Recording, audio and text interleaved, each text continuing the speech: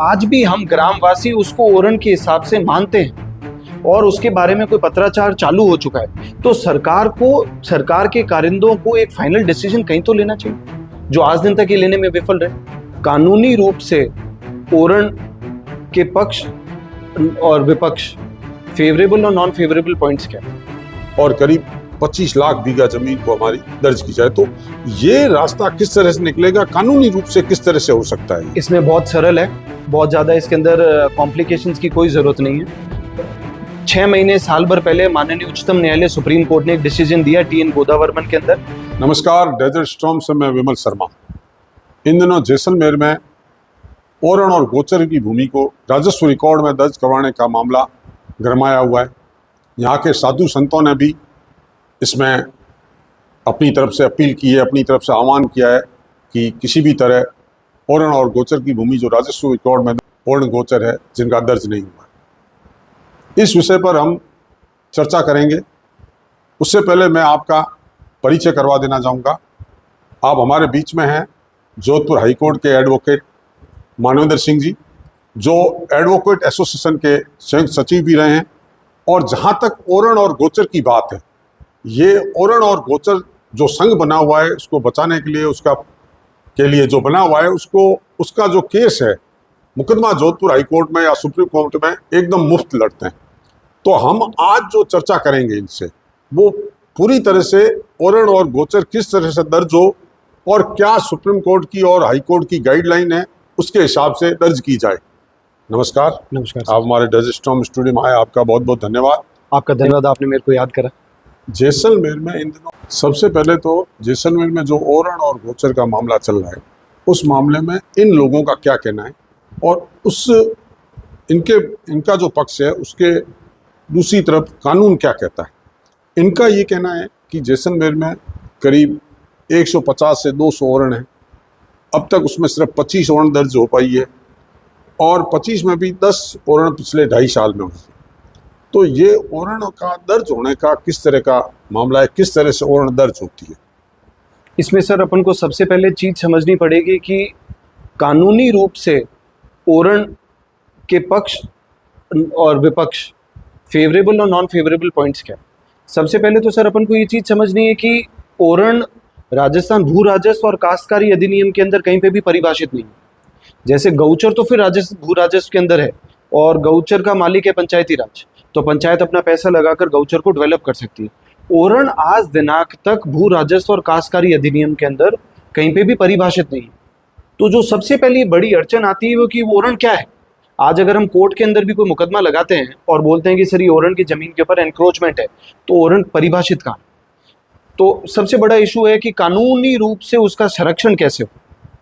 और अब जो जैसलमेर जिले की डिमांड है, वो डिमांड ये है क्योंकि अपने को विरासत में जो सबसे बड़ी चीज मिली थी वो थी अपनी ये सभ्यता, जिसके अंदर एक ओरण भूमि को चिन्हित करा गया। उस ओरण को बनाने की अलग अलग प्रक्रियाएं थी, चाहे वो दूध धार थी, चाहे वो ग्राम देवता, चाहे लोक देवता, किसी के नाम से अपन ने आण सोगन खाकर मान्यता दी कि इस भूभाग के अंदर हम हरा वृक्ष नहीं काटेंगे, इसके अंदर सबके जानवर पशु मवेशी चरेंगे, बट ये इससे अपन इसको कमर्शियली अपने बेनिफिट, पर्सनल बेनिफिट के लिए यूज नहीं करेंगे। अब जैसलमेर जिले की डिमांड जो पत्रकार महोदय है वो है कि काफी संख्या में हमारी जो ओरण है वो कुछ त्रुटिवश वक्त सेटलमेंट आजादी के बाद दर्ज नहीं हो पाई। तो सबसे पहले तो एक इशू ये बनता है कि जो वक्त सेटलमेंट मतलब आजादी के वक्त पहले ओरण दर्ज थी और अब नहीं है, तो सबसे पहले तो प्रशासन को उसके अंदर एक्टिव होना चाहिए और पॉजिटिव और बड़ा सकारात्मक होना चाहिए कि हाँ, जो भूमियां वक्त सेटलमेंट ओरण में दर्ज नहीं थी या ओरण वाले वक्त सेटलमेंट थी अब नहीं हो पाई, तो उसकी भूल सुधार करी जाए। तो एक तो वो भूमियां हो गई। दूसरी है कि मान लो कोई कारणवश सेटलमेंट या आजादी से पहले भी वो भूमियां किसी प्रकार रेवेन्यू रिकॉर्ड के अंदर ओरण दर्ज नहीं थी, बट हमारी मान्यता है, अगर हमारी कोई मान्यता है कि ये कोई ग्राम देवता या लोक देवता के नाम से ओरण भूमि दर्ज है और आज भी हम ग्रामवासी उसको ओरण के हिसाब से मानते हैं और उसके बारे में कोई पत्राचार चालू हो चुका है, तो सरकार के कारिंदों को एक फाइनल डिसीजन कहीं तो लेना चाहिए, जो आज दिन तक ये लेने में विफल रहे। और ऐसा नहीं है कि जैसलमेर के अंदर ये कदम पहले नहीं उठाया गया। 2 बड़े महत्वपूर्ण फैसले हैं। सबसे पहले तो आता है भादरिया माता का, जो रेवेन्यू बोर्ड के अंदर सन 2007 के अंदर एक फैसला हुआ, कानूनी रूप से ओरण को ओरण मान्यता दी और रेवेन्यू बोर्ड ने भादरिया माता मंदिर के अंदर फेवर में एक डिसीजन दिया। इसी प्रकार देग भूमि का है, देग मंदिर का है, देग भूमि के अंदर भी कुछ ओरण दर्ज हो चुकी है।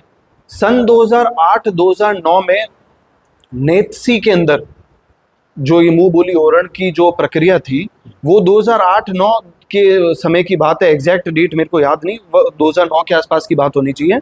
सुनीता जी के नेतृत्व में वहाँ पे भी ओरण दर्ज हुई। 2-2.5 साल पहले अभी विगत सरकार के अंदर भी 30-35 हजार बीघा ओरण दर्ज हुई। तो ऐसी बात तो है नहीं कि अपन पहली बार कोई डिमांड रख रहे हैं। तो इसलिए ओरण दर्ज हो सकती है, ये अपने पीछे एग्जाम्पल हैं कि ओरण दर्ज हो सकती है। आपको नहीं लगता कि ये जो ओरण का विवाद है, अब तक इतने सालों से हम भी देख रहे हैं जैसलमेर में ओरण गोचर को लेकर भले हुआ मगर इतना विवाद नहीं बढ़ा, उसके पीछे ये जो पिछले कुछ वर्षों से जिस तरह की एनर्जी आ रही है, चाहे वो विंड मिल्स हो चाहे सोलर प्लांट हो, इनको जो भूमि अलॉट की जा रही है, जिनको आवंटित की जा रही है, उसको लेकर ज्यादा विवाद कह रहा है। इसमें सर अपन को एक मूल प्रश्न समझने की जरूरत है। जब कभी भी इतने बड़े प्रोजेक्ट्स आते हैं, चाहे वो विंड एनर्जी हो चाहे सोलर एनर्जी हो, उनको हजारों लाखों बीघा जमीन चाहिए। एक बार के लिए उदाहरण के लिए मान लें कि कोई थर्मल पावर प्लांट है, 100, 500, 200 बीघे के अंदर वो प्लांट बन जाएगा और माइनिंग के लिए जितने भी 1000 बीघा जमीन चाहिए होगी। या कोई न्यूक्लियर संयंत्र है, उसके लिए 100, 500, 1000 बीघा जमीन चाहिए होती। बट एक विंड फार्म हो गया, विंड मिल, सौर ऊर्जा या पवन चक्कियों के लिए आपको लाखों स्क्वायर किलोमीटर जमीन चाहिए होती है। वो अब इसको अभिशाप माने या इसको फायदा माने, अपने पश्चिमी राजस्थान के अंदर जनसंख्या के अनुपात में जमीन अपने पास ज्यादा है, जनसंख्या अपने पास कम है। तो सबसे बड़ा फैक्टर तो वो कि अपने पास जमीन ज्यादा है राजस्थान में। दूसरा, अपनी जनसंख्या कम है बाकी जिलों से करते हुए। तीसरा जो सबसे बड़ा आकर्षण का कारण है वो जमीन की डीएलसी रेट है। आज भी बॉर्डर एरिया के अंदर डीएलसी रेट है 16,000, 17,000। वो आपको राजस्थान में कहीं नहीं मिलेगी। तो सबसे बड़ी चीज है कोई भी प्रोजेक्ट के लिए जमीन अपने आप पे बहुतायत में और सबसे सस्ती है। तीसरा है सूरज भगवान। 365 दिन के अंदर लगभग 300 दिन अपने यहाँ पे सूरज देवता, 310 दिन, 320 दिन सूरज देवता चमकते हैं और उस रेडिएशन की वजह से सौर ऊर्जा में कोई दिक्कत नहीं होती। अब दिक्कत ये हो रही है कि जब आप 5 साल के अंदर लाखों बीघा जमीन सोलर कंपनियों को आवंटित कर रहे हैं, तो उसके अंदर जो आम आदमी के ऊपर जो दुष्प्रभाव हो रहा है उसका निराकरण कोई नहीं कर रहा, उसके प्रति कोई नहीं देख रहा है। उसके पशु मवेशी कहाँ जाएंगे, उसकी लाइफस्टाइल के अंदर जो बदलाव हुआ वो कहाँ जाएंगे, उसकी सभ्यताएं थी, उसकी मान्यताएं थी। सोलर एनर्जी के चक्कर में उसकी मान्यता और उसकी सभ्यताओं की उसकी जो प्रैक्टिसेस थी उसको दरकिनार करा जा रहा है, उसकी वैल्यू को कोई अहमियत नहीं दी जा रही है। आज पशु मवेशी भी तो उतनी ही भारतीय जितनी सौर ऊर्जा की कंपनी है। सौर ऊर्जा चाहिए, बट सौर ऊर्जा चाहिए अपन को बंजर जमीनों पर, ना कि सिंचित भूमियों को आंख मूंद के सरकार प्रशासन द्वारा अलॉट किया जा रहा है। ये एक फ्रैक्शन पॉइंट बनता है। विकास की चर्चा करें तो देश हित में सतत विकास भी बहुत जरूरी है। अगर हम सतत विकास देश का नहीं करेंगे तो देश चल नहीं सकता। मगर जो हम अगर जैसलमेर के बारे में कहें तो हमारी संस्कृति और हमारी संस्कृति जीवित रहे और हमारी परंपराएं भी जारी रहे, उन तीनों का समावेश करते हुए किस तरह से इसको आप देखते हैं कि ये जमीन का आवंटन हो? इसको मैं सतत विकास में थोड़ा आपसे समय लूंगा। अब सतत विकास को अपन अंग्रेजी में कहते हैं सस्टेनेबल डेवलपमेंट। सस्टेनेबल डेवलपमेंट या सतत विकास का मतलब है कि अपन को ऊर्जा भी चाहिए। भारत को एक प्रगतिशील देश बनाने के लिए एक बहुत बड़ी अमाउंट के अंदर अपन को एनर्जी चाहिए, बट अपन को अपनी संस्कृति और अपनी सभ्यता का भी उतनी मान मर्यादा रखनी है। अब अपन ने सोलर एनर्जी को नाम दे रखा है ग्रीन एनर्जी। ग्रीन एनर्जी के अंदर आप अंडरग्राउंड वाटर यूज कर रहे हैं।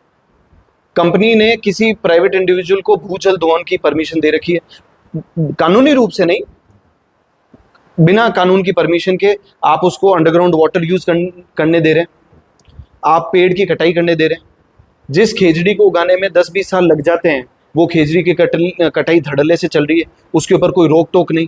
मान ले मजबूरी वर्ष खेजड़ी काटनी पड़ रही है, आपने उसके एवज में कितनी खेजड़ियां उगाई? एक खेजड़ी के ऊपर पूरा घर परिवार जिंदा रह सकता है।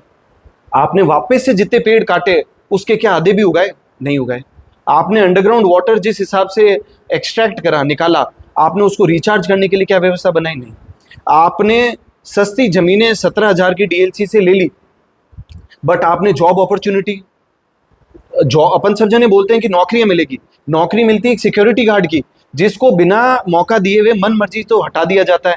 फिर कभी कानून लिया जाता है कि 30-40 किलोमीटर के पड़ोस वाले गांव के आदमी को हम नौकरी नहीं देंगे। तीसरा आता है कॉर्पोरेट सोशल रिस्पॉन्सिबिलिटी। आप यहाँ पे आए, बेशक आए, यहाँ पे सौर ऊर्जा के नाम पे आपको सस्ती जमीन मिल रही है, सस्ती जमीन देनी भी चाहिए, हिंदुस्तान को एनर्जी भी चाहिए, बट क्या आपने कभी, सबने कभी सोचा कि CSR के नाम पे इस जवाहर चिकित्सालय को गोद पे लें? क्या आपको लगा कि यहाँ पे एक सस्ती लेबोरेटरी बनाए जिसके अंदर गांव के आदमी सस्ती जांच करा सके? एक सिटी स्कैन और MRI के लिए कम से कम अहमदाबाद, ज्यादा से ज्यादा जोधपुर, या कम से कम जोधपुर ज्यादा से ज्यादा अहमदाबाद जाता है इलाज के लिए। आपने वो नहीं करा। आप खेजड़ी कटिंग कर रहे हैं, आप जमीनें ले रहे हैं। तो ये सतत विकास एक तरफा नहीं हो सकता। It is give and take, आदान प्रदान है। आप अगर यहाँ पे सस्ती जमीनें ले रहे हैं तो आपने समाज को वापस से क्या दिया? स्कूल के बस्ते CSR के अंदर देना, हॉस्पिटल को पेंट करना, स्कूल के अंदर शेड बनाना, ये CSR नहीं हो सकता। इस मामले में गांव वालों की राय ये रहती कि हमारे जमीनें भी दे रहे हो, हमारी परंपराएं भी जा रही है, हमारी संस्कृति भी नष्ट हो रही है, उसके बाद में भी उसके बदले में गांव को, उनके लोगों को रोजगार नहीं मिलता है। और जैसा आपने फरमाया कि सिर्फ सिक्योरिटी गार्ड की, जबकि अगर शिक्षा की बात करें, जैसलमेर में इंजीनियरों की और पढ़े लिखे लोगों की कमी नहीं है, मगर उनको आज भी रोजगार नहीं मिलता है। जी, मैं इसमें अब 2 बात जोड़ूंगा। जैसे अब एनर्जी के ऊपर अपने यहाँ पे बहुत बड़ा काम हो रहा है, चाहे सौर ऊर्जा हो, चाहे पवन ऊर्जा के नाम से हो। कुछ एरिया में अपने गैस और तेल भी निकल रही है। यहाँ एक सेंटर फॉर एक्सीलेंस खुलना चाहिए था। आज जैसलमेर का बच्चा एनर्जी के अंदर, इलेक्ट्रिसिटी के अंदर PhD होल्डर होना चाहिए था।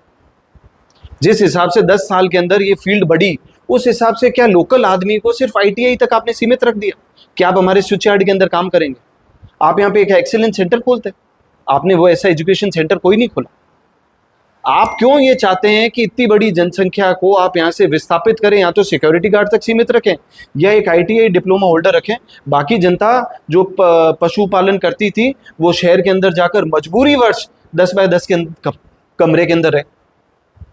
बड़ी स्वाभिमानी जीवन जी रहा था यहाँ पे आदमी। अब इस विषय पे वापस अपन लौटते हैं जो अभी वर्तमान में आंदोलन चल रहा है। आंदोलन वालों का ये कहना है कि हमारी ओरण की दर्ज की जाए, और जो उनकी मांग है कि हमारी करीब 150 से 200 ओरण हैं उनको दर्ज की जाए। अभी तक 25 की है, और करीब 25 लाख बीघा जमीन को हमारी दर्ज की जाए। तो ये रास्ता किस तरह से निकलेगा, कानूनी रूप से किस तरह से हो सकता है? इसमें बहुत सरल है, बहुत ज़्यादा इसके अंदर कॉम्प्लिकेशंस की कोई ज़रूरत नहीं है। 6 महीने, साल भर पहले माननीय उच्चतम न्यायालय सुप्रीम कोर्ट ने एक डिसीजन दिया TN गोदावर्मन के अंदर। एक NGO थी, अमान सिंह जी के नेतृत्व में एक एप्लीकेशन लगी। उस एप्लीकेशन के ऊपर माननीय उच्च न्यायालय ने एकदम साफ स्पष्ट शब्दों के अंदर कहा है कि ओरणों को चिन्हित करें और उनको दर्ज करने की प्रक्रिया निभाएं। अब विगत साल, 1.5 साल, 2 साल के अंदर हर कैबिनेट मीटिंग के अंदर आप जमीनें दे रहे हैं, बट क्या आपने इन फाइलों को आगे बढ़ाया सकारात्मक दिशा के अंदर? नहीं। एक तालाब के आगोर को दर्ज नहीं करा जा रहा। ओरण तो बहुत बड़ी चीज है। अब सर, कागजों के अंदर तालाब की पाल दर्ज है बट आगोर दर्ज नहीं है, तो बिना आगोर का तालाब किस काम का? अब जब आपके पास पास्ट एग्जाम्पल है कि ओरण दर्ज हो चुकी है, SDM कलेक्टर के पास सैंपल एग्जाम्पल है। सर, कलेक्टर साहब को अगर कोई खेत अलॉट करना होता है, 5 बीघा, 10 बीघा, 25 बीघा तक की जमीन है, उसके पास के पावर है कलेक्टर साहब के पास, और ओरण अपन जयपुर से परमिशन ले रहे हैं। और ऐसी बात नहीं है कि जयपुर से परमिशन नहीं मिलती, पहले मिल चुकी है, तो अब क्या अड़चन आ रही है? या तो प्रशासन खुले में आकर बताए कि ये अड़चन आ रही है, कोई कारण तो बताना पड़ेगा। और मान लो जो ओरणे पहले दर्ज थी, जैसे देख रहा है कि कुछ 5-6 हजार बीघा जमीन बच रखी है, जो वक्त सेटलमेंट थी, तो आप उनको क्यों नहीं दर्ज कर रहे? पुराने खड़ीन जो रेवेन्यू सेटलमेंट वाले टाइम दर्ज थे, बट वो आप दर्ज नहीं कर रहे, उसके लिए तो जयपुर या आपके सीनियर्स मना नहीं कर रहे, आपको वो भी नहीं करना। ओरण की फाइलें विगत 2 सालों से पेंडिंग पड़ी है, आपको वो भी नहीं करना। उसमें भी अड़चन है, तो उस अड़चन का सोल्यूशन होता है। एक फौजी को जमीन मिलती है, वो फाइल रहती है पेंडिंग, या ओरण की फाइल 2 साल से पेंडिंग है, बट सोलर के अलॉटमेंट की फाइल एकदम फास्ट स्पीड, सुपर स्पीड से अलॉट हो रही है। तो यहाँ पे प्रशासन को नेक निष्ठा और ईमानदारी से आगे आकर आम जनता को सेटिस्फाई तो करना पड़ेगा। मतलब इसमें कानूनी पहलू देखें तो ये है कि आसानी से ये दर्ज की जा सकती है। उच्च न्यायालय ने डायरेक्शन दे रखे, मगर ग्रामीणों को ऐसा लगता है कि हमारी ओचण में बहुत अड़चने आ रही है और जी। उस कारण से दिल्ली और जयपुर के और जैसलमेर के चक्कर लगाने पड़ते हैं, फाइल वहां से यहाँ हो रही है, इसलिए ये सब हो रहा है। मेरी नज़र में तो चक्कर लगाने की जरूरत नहीं है। माननीय उच्चतम न्यायालय ने अपने निर्णय के अंदर बहुत स्पष्ट शब्दों में कह रखा है कि आप ओरण को चिन्हित करें और उनको दर्ज करने की प्रक्रिया करें।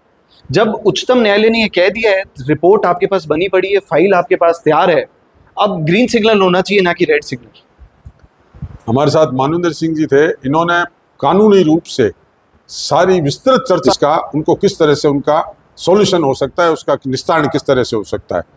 अब मैं आपसे अपील आपसे चाहूँगा कि परसों 26 तारीख को आंदोलन है, चूंकि विशाल आंदोलन की संभावना है, उसको लेकर आप कोई अपील करें कि भाई किस तरह से वो आंदोलन को शांतिपूर्ण करें, किसी प्रकार की कानूनी हाथ में नहीं लेवें और सरकार के उस पर वो करें। ये तो As a बिल्कुल कानून। बिल्कुल सर, मैं तो एज ए वकील हूँ, तो हम सब सबसे बड़ी बात तो है कि सब बड़ी तादाद में संख्या में यहाँ पधारे। ये किसी की व्यक्ति विशेष या कोई एक पर्टिकुलर जाति या समुदाय का नहीं है, ये सार्वजनिक मुद्दा है। किसी की अगर गाय ओरण के अंदर चरने जाती है तो वो कोई एक व्यक्ति विशेष की नहीं होते, पशु कोई व्यक्ति विशेष के तो नहीं है, पूरे गांव ढाणी के जाएंगे। तो ज़्यादा से ज़्यादा संख्या में पधारें इस धरने के अंदर। दूसरा, शांति बनाए रखें और बातचीत, डायलॉग हमेशा ओपन रखें, रास्ता डायलॉग से निकलता है और कोर्ट के दरवाजे तो हमेशा के लिए खुले हैं। देखते हैं इसके बाद क्या होता है। धन्यवाद। हमारे बीच से मानवेंद्र सिंह जी, इन्होंने बड़े विस्तृत से समझा दिया है कि किस तरह से ओरण गोचर का निस्तारण किया जा सकता है। धन्यवाद। जय हिंद, जय भारत। Thank you.